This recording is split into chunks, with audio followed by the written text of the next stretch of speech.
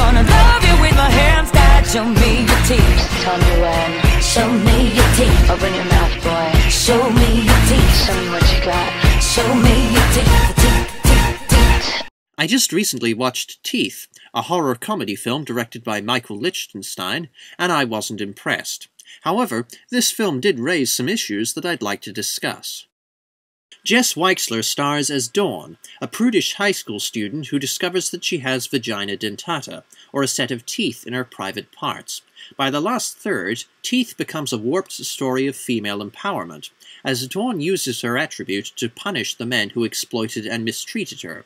These include a boy who tried to rape Dawn in a cave, a guy who manipulated her into having sex with him so that he could win a bet, and her stepbrother, played by John Hensley, who has always had contempt and even incestuous thoughts toward Dawn.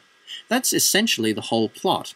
Dawn learns that she has vagina dentata and starts chomping. She does resolve some of her personal conflicts, but the biting scenes are played mostly for shock value. The graphic yet amusing scene of the stepbrother's dick being bitten off by Dawn's vagina and eaten by his dog overwhelms the emotional context.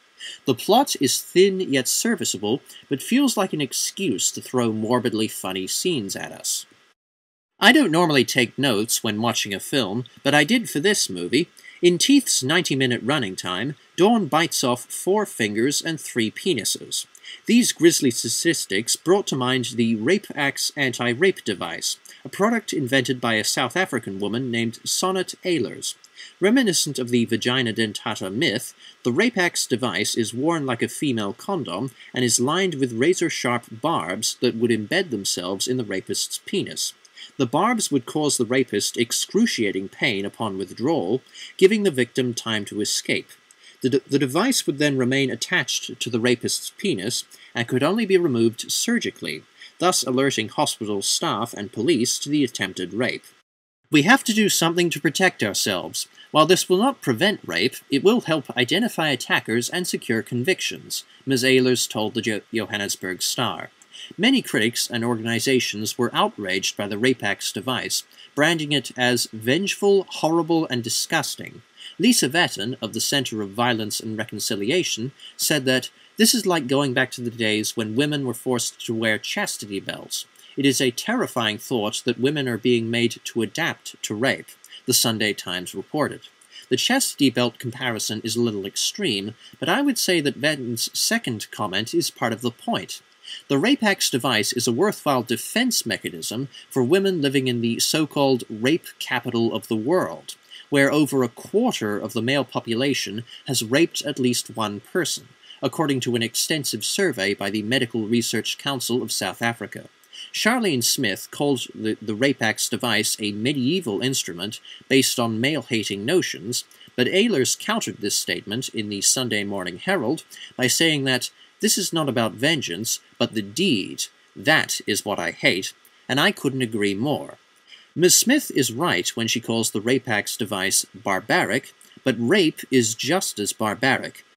Rape is an act of domination, violation, and humiliation, and rapists deserve to have their dicks torn to shreds, or bitten off for that matter.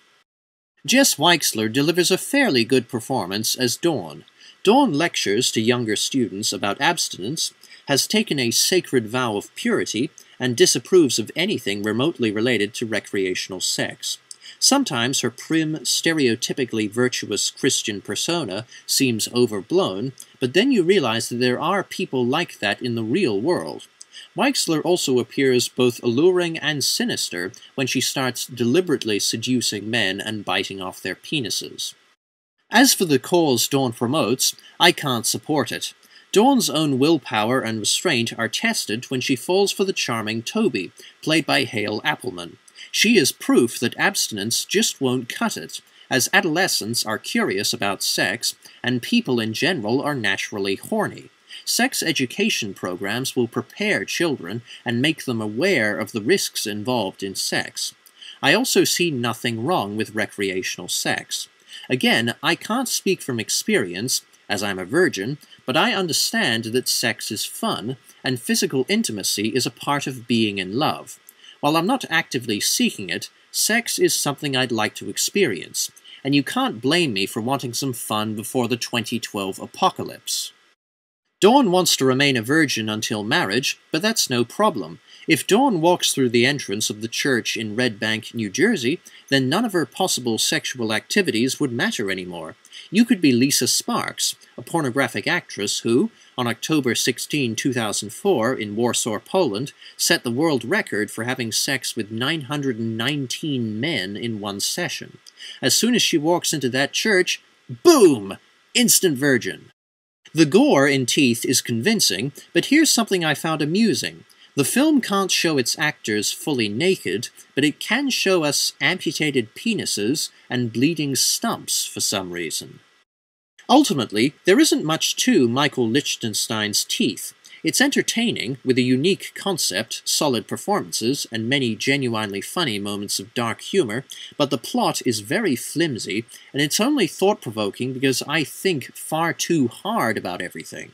Despite its central idea of a vagina with teeth, Teeth is kind of an average movie, and earns 3.5 stars out of 5. Thank you for watching. Cheers!